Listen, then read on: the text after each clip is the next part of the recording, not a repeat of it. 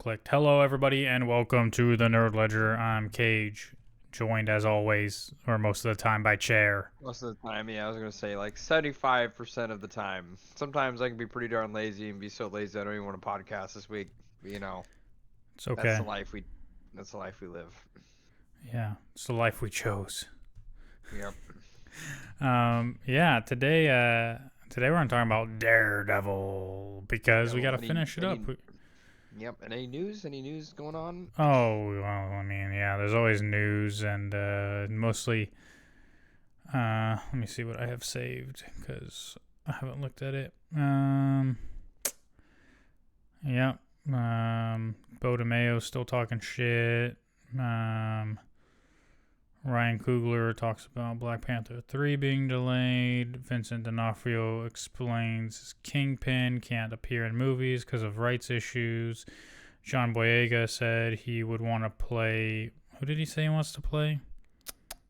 In Marvel, Bishop, the X-Men. And he also said Star Wars is so white. So that's pretty much the news. Any thoughts on any of that? Nope. Gotcha. Yeah. Also, of course, Revenge of the Sith 20th anniversary is coming back to theaters. So Yep. we got tickets. It's gonna be hype. Yeah. Technically, it does have showings on the Thursday. I'm going to a concert on that Thursday, so I can't go to the movies on that Thursday. So we're gonna do Friday at 7:30, because the only time before that was like 3. It got moved to 4, but it was 3 before. So, and I'm like, ain't nobody gonna be going to the movie at 4. I don't think you're gonna want to be there at 4:00. So I can make it there at 4. yeah, I don't know if I could. I could try. I see. I could try. But yeah, so that's where we're at. So, yeah, Daredevil episodes 7, 8, and 9. All the ones we didn't talk about yet. So, Yep. you watched them all within the past day. Past couple of days, yeah. Yeah. Past 2 days. So, I guess we'll just go through them. But yeah. Go ahead. Yeah. So, episode 7, Wilson Fisk, the mayor, the Kingpin, is talking about how he sees fear in the city. He hears that Angela was saved from use by Daredevil, and obviously he's not too happy about that. Matt at this point in time is still doing well with Heather. They're about to fuck in the shower. And then she starts like questioning him about his whereabouts and shit, which is like, okay. You guys have been like dating for like a day, and all right. Matt expresses that he feels that his new reality feels fake, pretty much. Like, he's trying to be someone he's not, right? Which is he's just trying to be Matt Murdock. But Daredevil's a part of him, so it's hard for him to come to terms with that. And then Heather tries to like therapize him majorly. Yeah, in a lot of ways. She keeps trying to like psychoanalyze him and everything. Which, like that. By the way, if you're a therapist, it's kind of. I mean, I feel like a lot of therapists probably do this, but at the same time, like if you're going to the point of like trying to diagnose your partner, it is in all regards an unethical thing to do.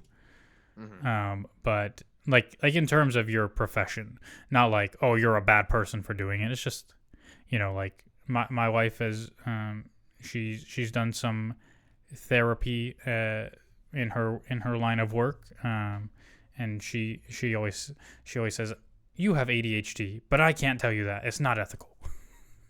So, anyway, so yeah, lots of Heather being Heather. Cherry, the old detective guy that works with Matt, is not happy that Matt went down into the tunnels and intervened. And he says pretty much that Matt's on his own and he's not going to help him anymore. Fisk wants to use his resources as mayor to settle old scores with Daredevil. Then we got this Luca guy still doing dumb shit. He meets up with Vanessa, and he says things were better when she was pretty much the kingpin.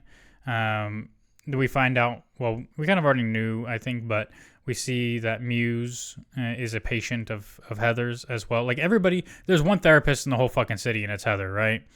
Yep. She's the omnitherapist. All the superheroes and all the supervillains see Heather. Exactly. She knows all the dirty laundry. Yep. Muse's name is Bastion Cooper. Police are onto him, and apparently he killed his Taekwondo coach when he was young. He credits Heather with his ability to create art, and then starts getting real weird, and then he attacks her. Matt shows up in the tunnel where Muse was to investigate as Daredevil, and he has a bunch of drawings of Heather, which is also quite creepy. Fisk wants to create a task force, or he did create a task force, and he wants them to handle Muse. Muse starts cutting Heather. The police show up, and I think Heather said it right. She said, like, anybody who needs a mask is a coward. So we're already seeing kind of her personal vendetta against vigilantes a little bit. Daredevil comes in, to the rescue. Heather eventually shoots the shit out of Muse, and then, he dies. The police breach. Matt made sure Heather was stabilized.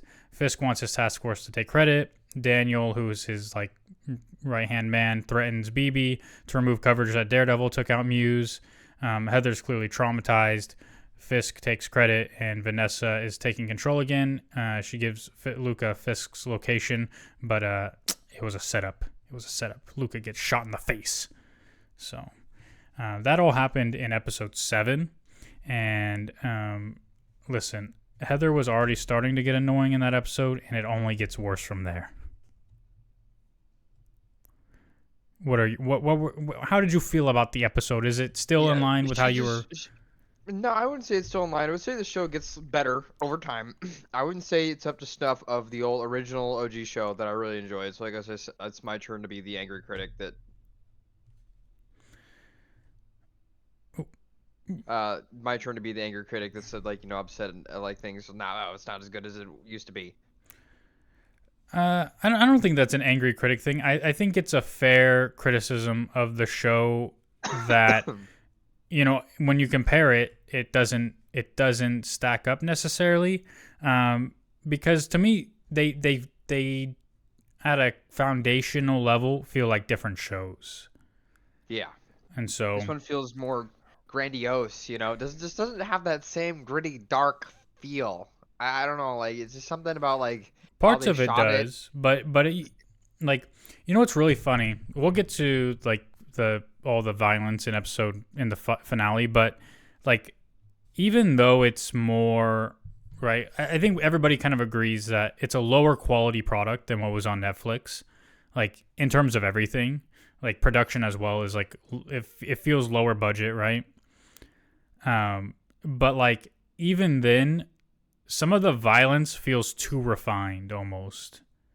The blood splatter feels cleaner. I don't know why. Does that make sense? Yeah. It doesn't, maybe it's because the CGI is worse. Maybe because it is a lot of CGI and not as many practical effects too, right? Yeah. So, episode 8 then. And I think this is where some of the rewrites really started to shine through. We start with Dex, Benjamin Poindexter, aka Bullseye. He's being moved to general population. He seems kind of surprised by that. Fisk did end up getting his funding for Red Hook. Vanessa, obviously, we find out that she actually set up Luca for Fisk. Heather is processing what happened, and she insults Daredevil. And she says this stupid shit.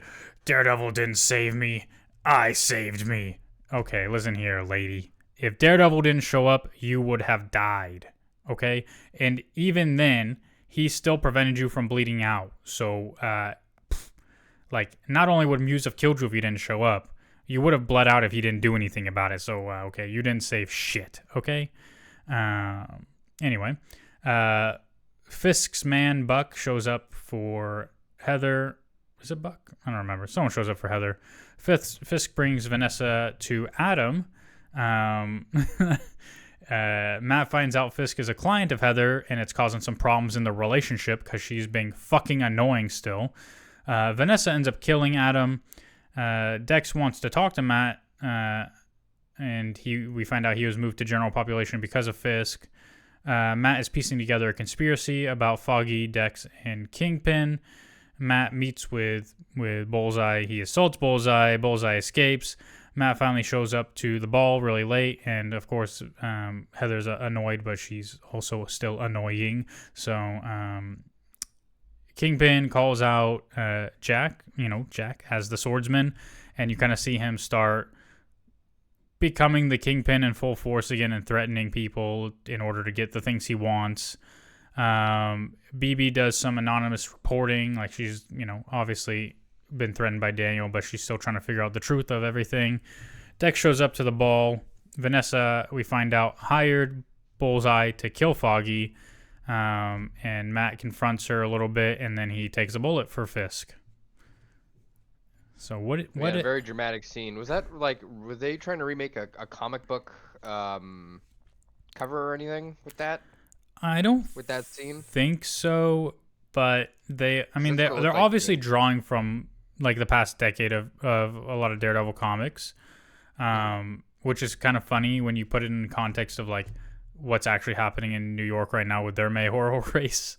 But yeah, like I don't think they were trying to recreate a cover, but it is very comic booky, right? You got the white suit with the red blood stain on it. It also is pretty much the same kind of picture as Fisk's old painting, right? The white wall painting with some red blood on it.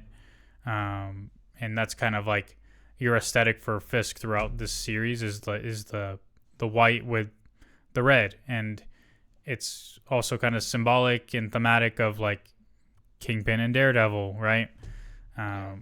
So there's all those layers to it. I don't think anybody or most people really need to know or care about those layers, but they're there. They're there for people to pick up on. But what did you think of episode 8? Was it like, were you surprised? Was Heather getting on your nerves?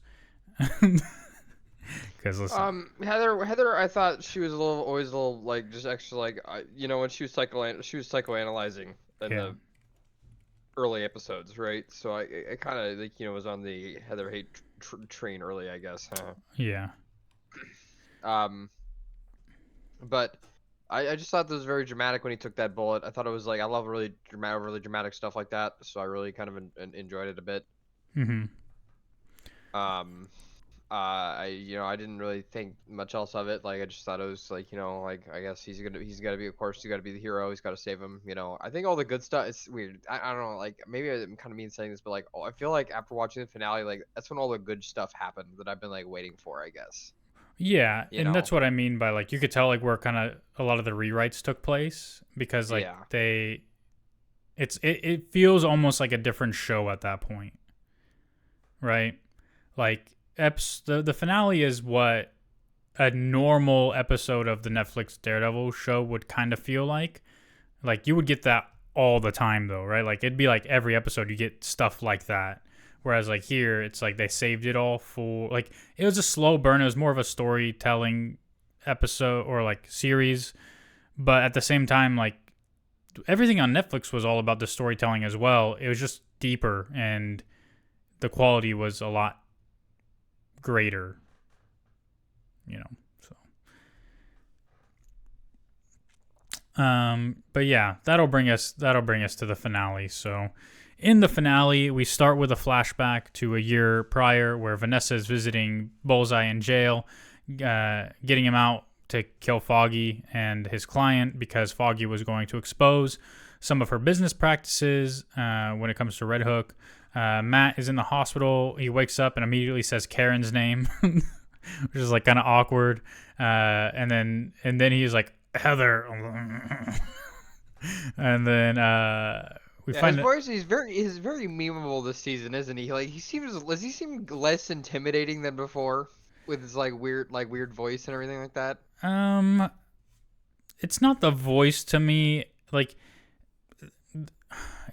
I don't know. Like there are times when he's very Daredevil, right? Like where like even like as Matt Murdock, like he has an aura to him. But there are other times where it's just like, well, and especially in the finale, like he's injured the whole time anyway, right? Like how much can he really do? But I don't know. Like, yeah, it's he doesn't spend a lot of time as Daredevil anyway in the series, so maybe that also has something to do with it, right? Like he wears the suit like a total of 3 episodes out of 9. So I don't know. But yeah, we then find out Fisk pretty much already knew everything about Vanessa hiring Bullseye to kill Foggy. Matt wants to find out what Foggy was looking for, and Heather keeps rolling her eyes and is being annoying as fuck. Fisk has a plan to use Red Hook to run money through, and he wants to wield the full power of his task force to pretty much break every law that he can to make sure vigilantes are killed. He also wants Matt dead, even though Matt just took a bullet for him. He wants Sheila to send people who are not loyal to him pretty much away, go home. Gallo, who was the police chief, confronts Sheila. He says he's going to report Fisk up the chain. Matt knows that people are coming for him, so he gets out. The power grid goes down. Matt gets home, finds Punisher there, right? Frank Castle, he's back. Frank asks why Matt took a bullet for Fisk, and all he says is that's a good question, which is incredibly lazy writing, because I'm sure the audience is also wondering why the fuck he did that, other than just accepting. To me, it's because he's a hero. Yeah, like, so that's what he does. Yeah, you know? he does what's right no matter what, right? Yeah, exactly. And he does have this. He's very against killing people, despite the fact that he threw Bullseye off a roof in episode 1. Like that's a line he crossed, which forced him to give up being Daredevil because he feels like he can't control it anymore. But throughout this episode, he's very, I'm not, like, we're not going to kill people. And Frank is just fucking mugging everybody he can, so. Yeah, he's murdering. He's just on a murder spree. The task force shows up at his apartment wearing the Punisher logo. Then there's a whole bunch of blood and stuff as people get murdered. You find out that one of the people in the task force is the guy who actually killed Hector Ayala, but Matt won't let Frank kill him. Then a grenade gets thrown into the building, and they all jump out, and then the guys die anyway. World's biggest fucking grenade. Yeah, that was like a triple tier explosion too from one grenade. So, yeah. Karen shows back up. Karen Page. She picks up our heroes. Matt and Karen are working to expose Vanessa. Fisk wants to meet with the council, the city council people, about the Safer Streets initiative. Pretty much they all get threatened, and the police are just killing anyone for nothing and trying to like make it seem like they're vigilantes. Like they just straight up shot some looter for no reason. And then we find out that Red Hook is like a free port, pretty much. That the Fisks are trying to make their own like city state. Like it's not. It's like it's independent already, and I guess nobody knew this. Frank shows up at Red Hook. He starts killing everyone in sight. He gets captured. Sheila turned in Gallo. Fisk gets to him and crushes his head with his hands, which is pretty crazy. Yeah, very bloody scene. Yeah. Detective Powell or Officer Powell or whoever, the shitty cop from the whole series, is telling Frank how they idolize him and they want him to serve with them. Frank says they're all a bunch of fucking clowns and they shouldn't admire him. And then he gets, beat up a bunch. Yep, he does. He gets captured. Yep. Matt and Karen show up and find Red Hook crawling with people. Matt says they need an army to take the city back, which immediately made me think again of Shadowland. But by the end, it's very evident they don't mean Shadowland. Like Shadowland, Matt becomes the leader of the Hand, which is very evidently not going to be what happens. So, Heather meets with Fisk, and he says he needs her help and wants her to be the administration commissioner of mental health, and she accepts, even though Heather is just the worst. Yeah. Fisk addresses the city. He says Gallo resigned. He talks about his Safer Streets initiative, which includes vigilantes being illegal. There's a 8 p.m. curfew, and the city is now under martial law. And Matt talks about how he believed that God took away his sight and gave him a destiny, and how he's kind of struggled with all that. And he says ever since Foggy died, he didn't know who he was anymore, which is very evident. And then he shows up at Josie's as Daredevil, where we see like some random cops, one of the detective lady, the prisoner negotiator person, whatever, a bunch of random people at Josie's, and you have this monologue over it, where essentially it sounds like Matt or Daredevil, whatever, Matt and Karen are gonna try to get the city to rally around them and against Fisk, which sounds to me a little like a civil war within the city, but it's this whole resist rebel kind of thing. And then we see that Fisk has a bunch of prisoners in these little cells, including Frank, and Matt is going to try to get the city to turn against Fisk. And he ends the monologue by saying something about a city without fear, because Daredevil was the man without fear. And then we have a post-credit scene where Frank is in his cell. He's talking to this guard named Anthony, and he wants to shake his hand, and then he breaks his whole fucking arm. Yeah, and probably like rips it off, and does something weird to. Yeah, he's gonna escape, and that's when we're gonna get his special thing next year. So. Yeah, he's gonna have his own Punisher special. Yep. So a lot of stuff has happened. Yeah. I've very much enjoyed the series. I get all the criticisms. I just enjoyed it. I just enjoyed watching it, and it was good to. I mean, I feel like anytime the Punisher graces our screens and does the things he does, is kind of a gift. You know, it's like that's why people watch these shows a lot of times. Like, it takes them to another level. Some of that brutality that I think was missing from a lot of this series, because it's Daredevil on Netflix. I mean, almost every episode there's a lot of brutality, and you don't get that as much on this version. There aren't as many fight scenes. I was just thinking about that. How many fight scenes we got? We did not get as many fight scenes as we did in the previous. No, not even close. Yeah, that's disappointing, I would say, because it's just you expect. Okay, it goes to Disney. You expect it to be bigger, badder, and better, and it's not. Well, it's bigger. yeah. It's bigger in different ways, but it's you. Okay, they get the Daredevil. They have the name. They say they bring the original show from Netflix. They put it on their hosting site, their streaming site. They get all the actors back. They don't relaunch or do any of their own shit for the MCU. They include Matthew Murdock and Spider-Man. Well, the problem is they were going to do all this stuff you're saying.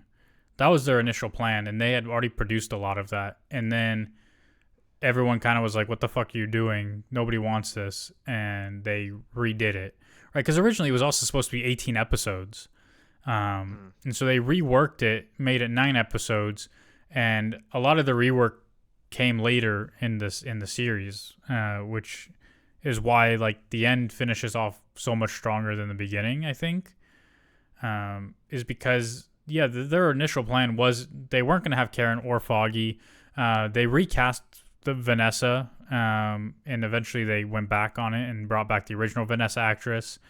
There was all this sort of stuff around it where it wasn't supposed to be a continuation or even related in any way whatsoever to the Netflix version. It was going to be, Vincent D'Onofrio and Charlie Cox coming back, but as MCU variants of those characters. And so they reworked it, and now it is a continuation. Now we can, have some of this stuff. I was surprised that when the power grid went out, like, you didn't see more street level heroes. Yeah. Like, because you'd expect them to be out there trying. I mean, sure, you have this anti-vigilante task force and all this stuff, but for it to just be Punisher and Daredevil, you'd expect maybe to see, someone else. Like, it doesn't. Yeah, like Luke Cage, or like could have been Luke Cage. Yeah, it could have been Iron Fist. Could have been Jessica Jones. Yeah, Iron Fist looking down from the tower as all the lights shut off, or like Jessica Jones like watching the street lights all shut off one after the other would have been cool. Yeah, but or even Spider-Man, right? Yep, Like, yep. Spider-Man or Doctor Strange in like the Sanctum of Sanctorum or whatever the yeah, fuck. Like, is watching his light goes out and using like some sort of magic spell to like, bring light or something like that. yeah, Yep. yeah. You'd expect to see some. I mean, like Doctor Strange is pretty high level, so you wouldn't expect to see him like intervene in any way. Hmm. But well, I mean, maybe I don't know. But at the same time, you're just like, if they were gonna do cameos, it would have been there. Yeah. So they chose not to, which is fine. I think a lot of Marvel fans are kind of burned out on that as well. Like they feel like it's a crutch for them. Like instead of good writing and good stories, we'll just throw a bunch of characters at you and you'll accept it. Hmm. So maybe that's why they chose to not do that. But they could have. They had every opportunity. So not to mention the Fantastic Four. They're coming. They live in New York. Yep. So at the most famous building in New York, the Baxter Building. That Yep. if you read early Fantastic Four comments, they frequently it's frequently referred to as the most famous headquarters in New York or something. So Mm. In a different universe though. yeah, well in the yes in the comic book universe, but yeah, I mean in the MCU it's unheard of, right? We've never heard of the Baxter Building. I mean, we have Avengers Tower, and it's going to be occupied by the Thunderbolts soon. That comes out in what, 2 weeks, 2.5 weeks? It's going to be good. It's going to be good. So, you and I, we're going to see it May 1st. All right. What else? What Yeah. else on Daredevil? Stoked. Yeah, super stuff. Yeah. Um. At first it was a little boring. I still thought it was a little boring. I think it's cheesy. I think that's really just the way I can describe it sometimes, is that it's cheesy. You know, it's Yeah. definitely it's cheesy at a lot of points. Like with the direct like references to politics and everything like that.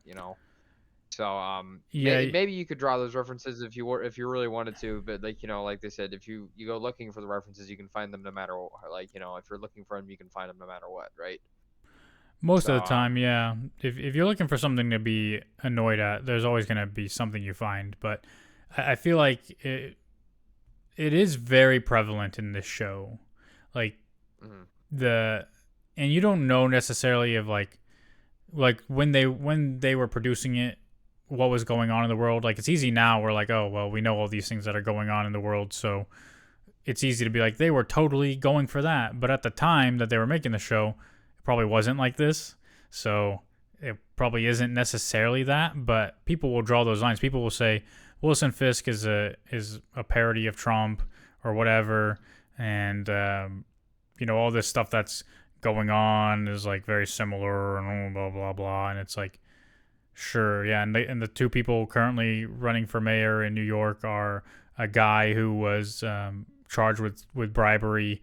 That eventually those charges were dropped, and then another guy who was charged with sexual assault. And so it's like, yeah, you could say some of it's like prescient, or inspired by real life things. But the reality is, if you're familiar with Daredevil comic books, it really is based off of things that have happened in Daredevil comic books. Like it's first and foremost an adaptation of the comic books, and everything else is built. Like, for example, a lot of the stuff with Fisk being mayor happened in comics a decade ago or more, Mhm. right? 15 years ago. Like in 2010, 2011, they weren't writing Fisk as a parody of Donald Trump because Donald Trump wasn't president yet. Yeah. But when they make the TV show, they might have the comic book in mind, but also say, hey, this is pretty applicable to real world things that have happened. We can do these little tweaks to make it more apparent or make it seem like this. And you can say, yeah, there's inspiration there, and there, people who want to be mad are gonna say, they're ruining Daredevil with politics and all this bullshit and blah blah blah, right? But Yeah, I don't. I try to when I watch these things now, I look at them in a different way. I'm just watching something and trying to enjoy something, and it has to be really bad or evidently bad for it to bother me in any way, because I got too much stuff going on in real life to let some bullshit on TV affect me. You know what I mean? Yeah. Like, even if it's they're forcing politics down our throat, I'm not paying attention to that because I'm enjoying watching Matt Murdock beat the shit out of some piece of shit cops who are trying to murder or silence a witness, right? Like Yeah. that's I can overlook that stuff because I don't really care, and also I know that most of it's based off the comic book and not real world events. So, but even if it wasn't based on the comic book and it was based off real world events, I would still overlook it because I'm just trying to enjoy it. Like, and what I mean by all this, like, I'm not saying, oh, I just give it a pass because I just want to enjoy it, so I'm not looking at it critically. I don't mean you can't be critical of it because I've agreed with you a lot of things. Like, the quality is lower. You can criticize it without letting it bother you, right? Like, I know it doesn't bother you either. You're just like, oh yeah, I really enjoyed the Netflix Daredevil, and this one doesn't feel the same. And there's still parts that are good, but for the most part, it's worse, right? And then later, you're not even gonna think about it again because it's not something that lives with you, right? You don't let it bother you. Oh my god, they ruined Daredevil. Yeah, I'm not gonna be sitting here worrying about it. I'm just gonna be like hoping, like, okay, well, hopefully the next stuff is better. You know, that's what you Yeah. gotta hope for. Just hopefully Right. whatever they do next is just better.